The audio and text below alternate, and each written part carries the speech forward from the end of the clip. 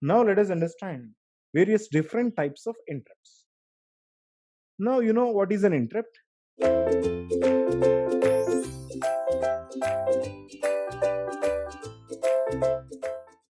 When an interrupt occurs, the CPU is going to suspend the current program, after which it is going to execute an IO program.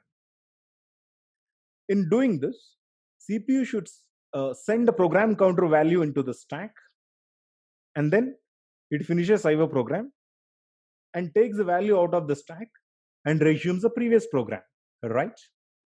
Here, there might be several kinds of different interrupts. Let us examine all those types of interrupts. Of course, as you can see, there are three different kinds of interrupts. The first one is an external interrupt, the second one is an internal interrupt, and the third one is a software interrupt. Let me make it simple and clear about these external, internal, and software interrupts. Now, these external interrupts comes from external sources.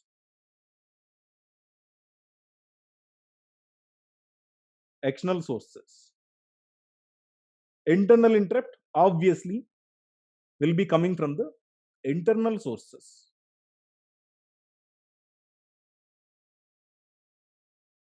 We will discuss about the software interrupts in a short while. Now talk about external sources. What are the external sources? Apart from CPU and the main memory, everything is an external source because only these two, this is a CPU and this is main memory, only these two are connected to motherboard. Okay, everything else which is not connected to this motherboard is called an external device. Okay, so obviously the devices like keyboard, mouse, any peripheral devices, okay, any peripheral devices, and let us say there is a timer and SMPS, all will drive external sources. Let us understand what are this. IO device, all the IO devices will trigger external interrupt because all the IO devices are connected to the CPU from the external sources, right? Okay, IO devices are not directly connected to the CPU motherboard, such as a timer. Every CPU will be provided with a timer. Sir, what is this timer? Simple.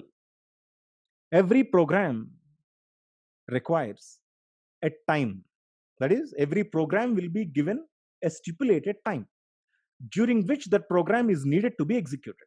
For an example, a program is given 20 milliseconds. Okay, so the moment the program starts, the timer will be set to 20 milliseconds. Okay, it counts down 20, 19, 18. The moment timer reaches to 0, immediately it is going to send an interrupt to the CPU to say that the time for this program is elapsed, completely lapsed rather. Okay, so at that time, the CPU will suspend the program because it cannot execute this program anymore because the time is already over. Okay, so this is a timer generated an interrupt. The third one is a power failure. Here addition, as it is shown, power failure. What is the power failure? If we do have SMPS, switch mode power supply. You know what is SMPS? This switch mode power supply is going to send a signal when the power is shut down. The moment power is shut down, immediately within no time, CPU should close everything and goes for a proper shutdown. Okay, so there will be interrupt from a power source, that is a power failure interrupt from SMPS, also comes under external interrupt. Finally, there is something called an operator interrupt. Operator interrupt is just nothing but user interrupt. Who is the user? The user is a programmer. The programmer uses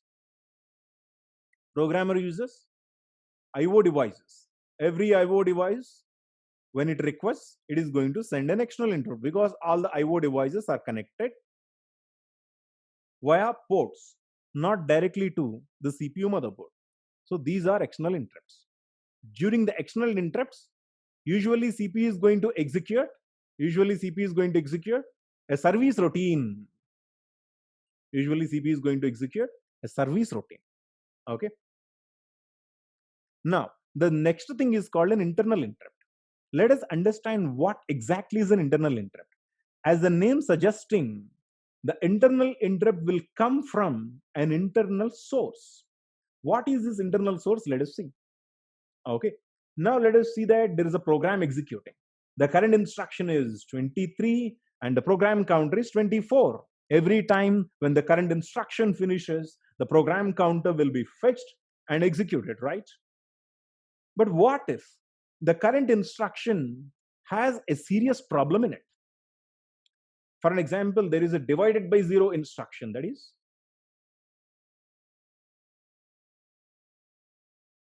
divide a by 0, in which there is an expression which computer cannot execute at all because our CPU don't know about this divided by 0 expression. It cannot go ahead the moment this instruction is fetched and decoded, and then the CPU won't execute this instruction because CPU don't know how to execute this instruction. So when CPU experiences such instructions which are having some serious error which cannot be executed, CPU will be hanged. Simple.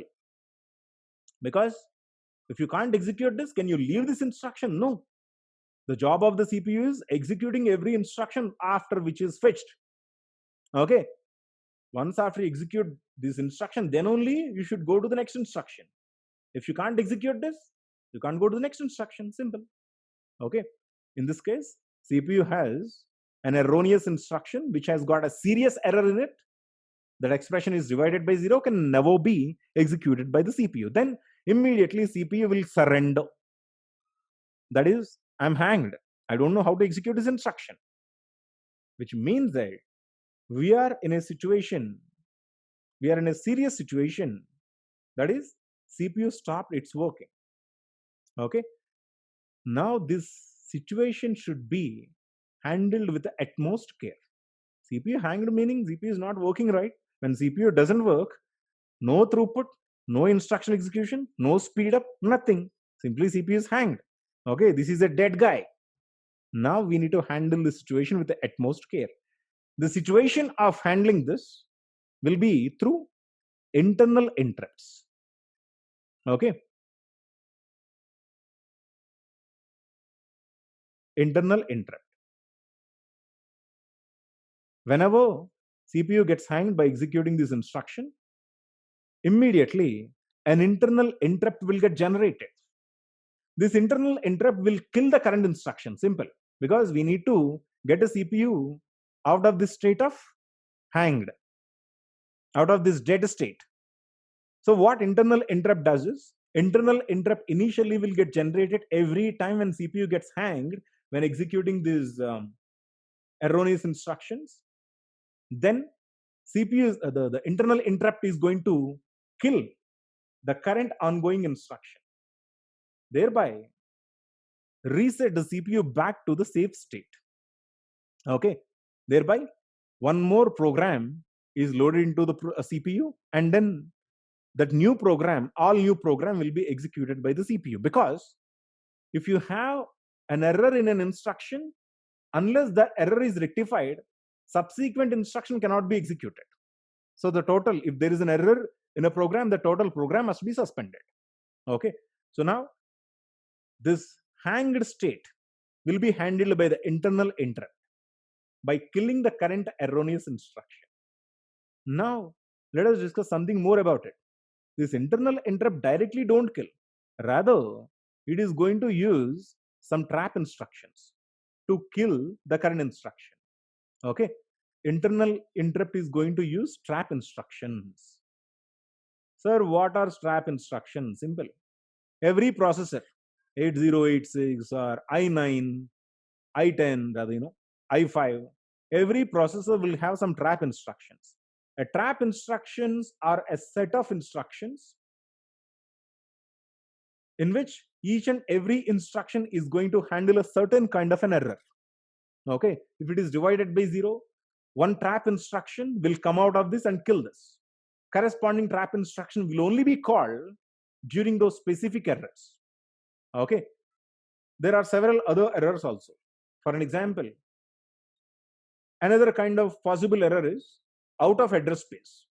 A program is loaded from 1000 to 2000, which means that the program will have to use only these locations within the main memory. This program cannot use any other main memory location. For an example, this program is using an using an instruction, let us say branch to 1900. Of course, it's a legal instruction because this program is trying to branch to the 1900, which is a part of the same program, right? Because this 1900 address space is falling under the same program. This is perfectly legal.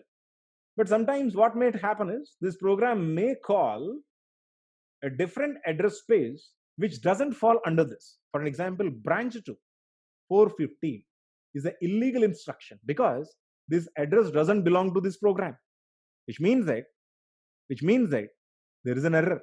CPU don't know how to deal with this instruction because they don't know how this program is calling one more address which is not falling under this. CPU will have every idea what is the program's address space. Okay, so when a program is calling some different address, immediately CPU is going to trigger internal interrupt. Internal interrupt is going to use another trap instruction to kill the current instruction. Okay, and similarly, opcode. One instruction, one computer system using a 4-digit opcode, 0000. Okay, now the same computer system using 12 opcodes. Of course, in order to design 12 opcodes, I require 4 digits because if you use 3 digits, you will be able to design a maximum of 8 instructions. But if you want to design 12 instructions, you require 4-digit opcode. But 4 digit will give you a total of 16 opcodes, right? But I just have only 12 instructions. At that time, some combinations of these 4 digits cannot be used. Such combination is 1111. This 1111 combination is not assigned to any of the instructions. So whenever CPU has this 1111 in the opcode, definitely this instruction cannot be executed. Got me? Which means that whenever CPU fetched an instruction in which the opcode is 1111, immediately again CPU will be hanged because this 1111 opcode is not assigned to any of the instructions at all, any of the opcodes at all. Again, internal interrupt, trap instruction, kill the current instruction. This is how internal interrupts happen. These are called internal interrupts because these are occurring within the CPU main memory itself, right? Only 2 devices that are connected to the CPU motherboard is CPU and the main memory. So that these are the internal sources. Obviously, the program and an instruction, when these are going to trigger an interrupt, obviously these are the internal interrupts. Okay.